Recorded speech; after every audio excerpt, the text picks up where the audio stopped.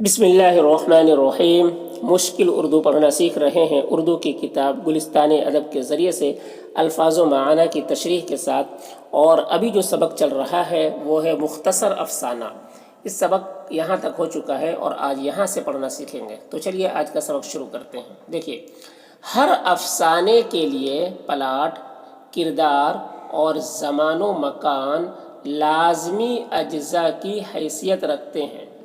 ہر افسانے کے لیے، افسانہ قصہ کہانی، ہر افسانے کے لیے پلاٹ یعنی واقعات، کہانی، کردار یعنی رول، اور زمان و مکان۔ زمان و مکان، زمان زمانہ کو کہتے ہیں اور مکان جگہ کو کہتے ہیں۔ اور زمان و مکان یعنی وقت اور جگہ لازمی اجزاء کی حیثیت رکھتے ہیں۔ لازمی یعنی ضروری، اجزاء یعنی پارٹس، تو ضروری پارٹس کی حیثیت رکھتے ہیں۔ کیا کیا؟ ہر افسانے میں واقعات، کردار اور وقت، جگہ، یہ سب ضروری ہوتے ہیں۔ ہر افسانے کے لیے پلاٹ، کردار اور زمان و مکان لازمی اجزاء کی حیثیت رکھتے ہیں۔ اسی لحاظ سے افسانے کی اقسام بھی بیان کی گئی ہیں۔ اسی لحاظ سے افسانے کی اقسام بھی بیان کی گئی ہیں۔ قسم کی جمع ہے، اقسام بھی بیان کی گئی ہیں۔ کس لحاظ سے؟ پلاٹ کے لحاظ سے، کردار کے لحاظ سے، زمان و مکان کے لحاظ سے۔ افسانے کی کئی قسمیں ہو جاتی ہے۔ کیا کیا قسم ہو جاتی ہے؟ یعنی پلاٹ کا افسانہ، پلاٹ کا افسانہ، کردار کا افسانہ یا معاشرتی افسانہ۔ پلاٹ کا افسانہ یعنی واقعات، کسی واقعے کا افسانہ، کردار یعنی کیریکٹر کا افسانہ، معاشرتی افسانہ یعنی رہن سہن کا افسانہ، کہانی۔ تو افسانے کی کامیابی کے لیے کچھ ناقدین، افسانے کی کامیابی کے لیے کچھ ناقدین، ناقدین یعنی تنقید کرنے والے، پکڑ دھکڑ کرنے والے، ٹھیک ہے، نقد کرنے والے افسانہ نگار کے نقطۂ نظر کو اہم قرار دیتے ہیں۔ افسانے کی کامیابی کے لیے کچھ ناقدین یعنی تنقید نگار تو افسانے کی کامیابی کے لیے کچھ ناقدین افسانہ نگار یعنی افسانہ لکھنے والے، افسانہ کہانی لکھنے والے کے نقطۂ نظر۔ نقطۂ نظر کسے کہتے ہیں؟ نقطۂ نظر یعنی سوچ، غور و فکر، غور و فکر، سوچنے، غور و فکر کرنے کا ڈھنگ، طریقہ کو نقطۂ نظر کہتے ہیں۔ ٹھیک ہے، غور و فکر کرنے کا طریقہ، ڈھنگ کو نقطۂ نظر کہتے ہیں۔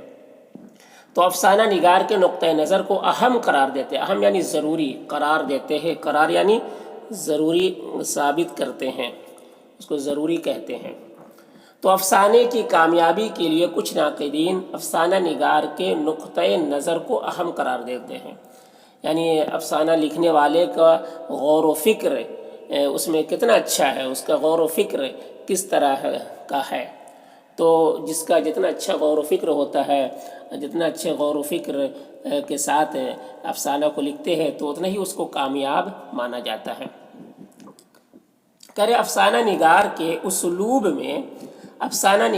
اسلوب میں رمز، کنائے اور تاثیر کو بھی ضروری سمجھا جاتا ہے۔ افسانہ نگار کے اسلوب یعنی طریقہ، ڈھنگ میں رمز کہتے ہیں کس کو؟ اشارہ کو کہتے ہیں۔ رمز کہتے ہیں اشارہ کو، یعنی ایسی بات جو آسانی سے سمجھ میں نہ آئے، ایسی بات جو عام طور پر سمجھ میں نہ آ سکے، ایسی بات کو، ایسے اشارے کو رمز کہتے ہیں۔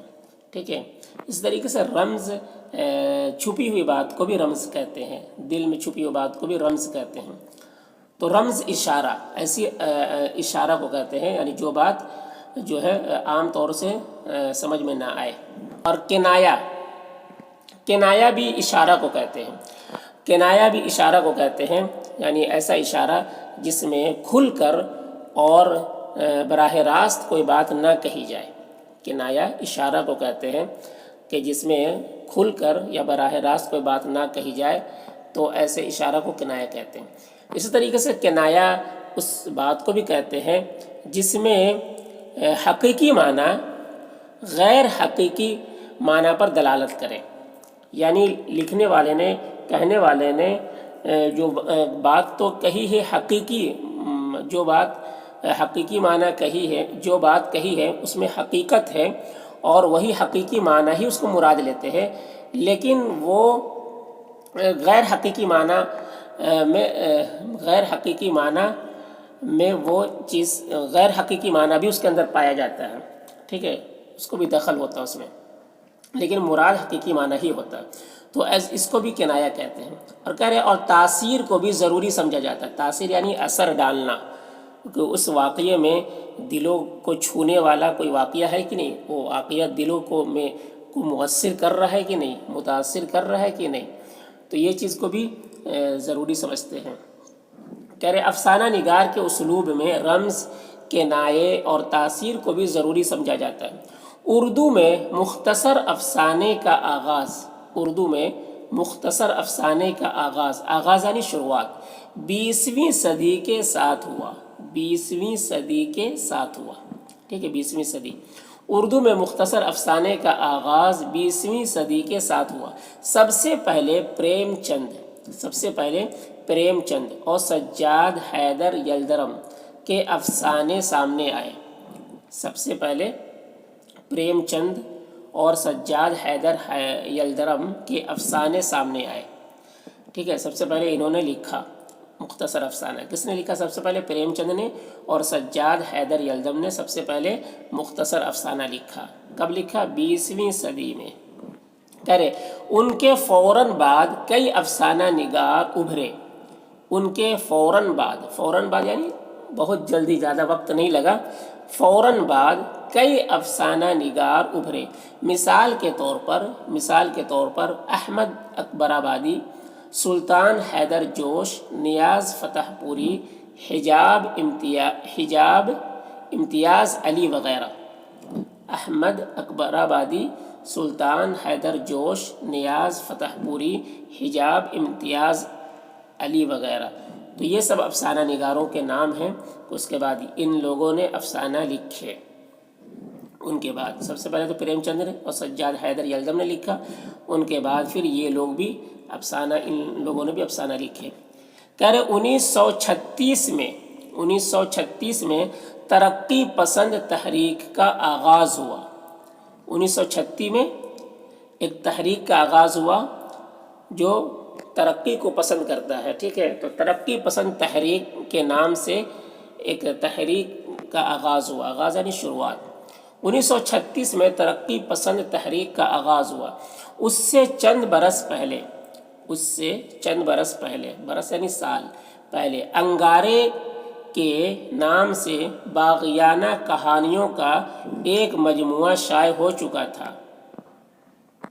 ٹھیک ہے، انگارے کے نام سے باغیانہ کہانیوں، باغیانہ یعنی باغی، سرکش لوگ، دشمن لوگ، نافرمان لوگ سے باغیانہ ہے. تو نافرمانوں کی کہانی، باغیانہ یعنی سرکشوں کی کہانی، باغیانہ کہانیوں کا ایک مجموعہ شائع ہو چکا تھا. مجموعہ یعنی چھوٹی کتاب کو کہتے ہیں. شائع ہو چکا تھا. ان کہانیوں نے موضوع اور فن دونوں اعتبار سے نئے تجربوں کی بنیاد ڈالی. ان کہانیوں نے موضوع اور فن، ٹھیک ہے، موضوع یعنی ٹاپک اور فن یعنی ہنر، دونوں اعتبار سے نئے تجربوں کی بنیاد ڈالی. ان کے بہت پہلے، اس کے بہت پہلے پریم چند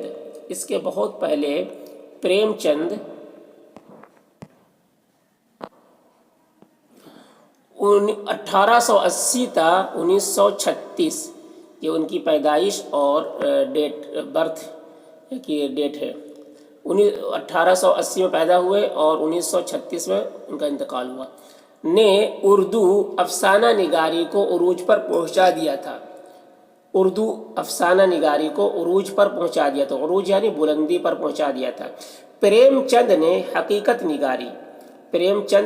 حقیقت نگاری اور نفسیاتی کردار نگاری کے ساتھ مشرقی یوپی کی دیہی زندگی اور قومی زندگی کے مسائل کی ترجمانی کی۔ پریم چند نے حقیقت نگاری یعنی حقیقت کو بیان کرنا اور نفسیاتی کردار، نفسیاتی یعنی خیالات، خیالی کردار، خیالی یعنی حقیقت نہیں، نفسیاتی یعنی اپنے طرف سے گڑھا ہوا اپنے خیالات، خیالی پلاؤ پکاتے ہیں نا جس طرح بولتے ہیں، تو خیالی کردار اور نفسیاتی کردار نگاری کے ساتھ مشرقی یوپی، مشرقی یوپی یعنی مشرق کی طرف جو یوپی ہے، یوپی ایک اسٹیٹ ہے، مشرقی یوپی کی دیہی زندگی، دیہی یعنی دیہاتی، دیہاتی زندگی اور قومی زندگی، قومی زندگی یعنی قومی زندگی یعنی ذات پات برادری والی زندگی اور قومی مذہبی اور قومی زندگی کے مسائل کی ترجمانی کی، کہ مسائل کی ترجمانی کی۔ اس کے بعد سعادت حسن منٹو، اس کے بعد سعادت حسن منٹو، کرشن چندر، راجندر سنگھ بیدی، راجندر سنگھ بیدی، عصمت چغتائی، عباس، حیات اللہ انصاری، احمد ندیم قاسمی اور بلونت سنگھ کے ہاتھوں اردو افسانے نے بہت ترقی کی۔ ٹھیک ہے، تو یہ سب افسانہ نگار ہیں، ان لوگوں نے بھی بہت سارے افسانے لکھے اور ان لوگوں کے افسانے لکھنے کی وجہ سے افسانہ نے بہت ترقی کی اور افسانہ لوگ جاننے لگے کہ افسانہ کسے کہتے ہیں، اور بہت لوگوں نے پھر افسانے لکھنے شروع کیے۔ کہہ رہے آزادی کے بعد ابھرنے والے افسانہ نگاروں میں، آزادی کے بعد ابھرنے والے افسانہ نگاروں میں، یعنی یہ سب جو باتیں ہیں وہ کب کی ہے؟ ہندوستان کی آزادی سے پہلے کے یہ سارے لوگ ہیں۔ اب ہندوستان جب آزاد ہو گیا تو اس کے بعد کیا تھا کہ آزادی کے بعد ابھرنے والے افسانہ نگاروں میں قرۃ العین حیدر نمایاں حیثیت رکھتی ہیں۔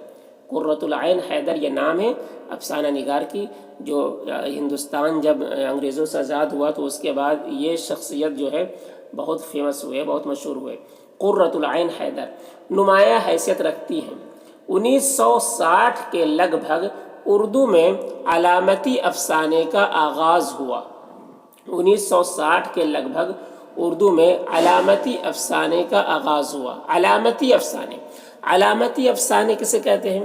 یعنی اس قصے کہانی کو علامتی افسانے کہتے ہیں جس میں دو معنی مراد ہو، جس کے دو معنی ہو، یعنی جس کہانی اور جس کہانی قصے میں دو مفہوم ہو، اس کے دو مفہوم ہو۔ ایک مفہوم تو جو ظاہر ہو، جو سمجھ میں آ رہا ہو، اور ایک مفہوم وہ ہو جس کو بیان کرنے کی، جس کی تشریح کی ضرورت پڑتی ہے۔ تو جس کہانی میں دو مفہوم ہو، ایک ہی کہانی کے دو مفہوم ہو سکتے ہیں، دو مفہوم ہو، تو ایسے کہانی کو علامتی افسانہ کہتے ہیں۔ اردو میں علامتی افسانے کا آغاز ہوا۔ اس رنگ کے نمائندہ افسانہ نگار، اس رنگ کے نمائندہ افسانہ نگار، کہہ رہے اس رنگ کے نمائندہ یعنی افسانہ نگار، نمائندگی کرنے والے، افسانہ نگار نمائندگی کرنے والے، یعنی علامتی افسانے کا جو آغاز ہوا اور پھر علامتی افسانے لکھنے کا جو سلسلہ شروع ہوا، تو اس میں سب سے پہلے کہہ رہے نام آ رہا ہے انتظار حسین، انتظار حسین، سریندر پرکاش، انور سجاد، بلراز مینرا، نیر مسعود اور خالدہ حسین ہیں۔ یعنی ان لوگوں نے علامتی افسانے لکھنے کا سلسلہ شروع کیا۔ پھر تو یہ سب علامتی افسانہ لکھنے والے ہیں، افسانہ نگار۔ کرے حقیقت نگاری کی روایت کو آگے بڑھانے والوں میں، حقیقت نگاری کی روایت، حقیقت نگاری یعنی حقیقت کو بیان کرنے کی روایت یعنی رواج کو آگے بڑھانے والوں میں حیات اللہ انصاری، خواجہ احمد عباس، احمد ندیم قاسمی، شوکت صدیقی، اشفاق احمد، رام لال، جوگندر پال قابل ذکر ہیں۔ ٹھیک ہے، حقیقت نگاری کی روایت کو آگے بڑھانے والوں میں، یعنی حقیقت کو بیان کرنے کا جو سلسلہ شروع کیا، اس میں ان لوگوں کا نام آتا ہے کہ ان لوگوں نے سب سے زیادہ کیا کی کہ حقیقت کو بیان کیا، سچائی کو بیان کیا افسانہ میں۔ قابل ذکر ہے یعنی ذکر کرنے کے قابل ہے۔ کہہ رہے نئی نسل کے کئی افسانہ نگاروں نے براہ راست طرز بیان کے بجائے، براہ راست طرز بیان کے بجائے علامتی طرز بیان کو ترجیح دی ہے۔ نئی نسل کے کئی افسانہ نگاروں نے براہ راست طرز بیان کے بجائے علامتی طرز بیان کو ترجیح دی ہے۔ ٹھیک ہے، یعنی ایسا واقعہ، ایسا قصہ کہانی لکھنا جس میں ایک ہی معنی مراد ہو، اس سے زیادہ ترجیح دی ہے کس کو؟ علامتی طرز بیان کو۔ یعنی ایسی قصے کہانی لکھے جائے جس میں دو مفہوم ہو، ایک مفہوم تو واضح ہو اور دوسرا مفہوم ایسا ہو جس کو سمجھانے کے لیے تشریح کی ضرورت پڑے۔ تو یہ پورا مکمل ہو گیا کہ افسانہ کسے کہتے ہیں۔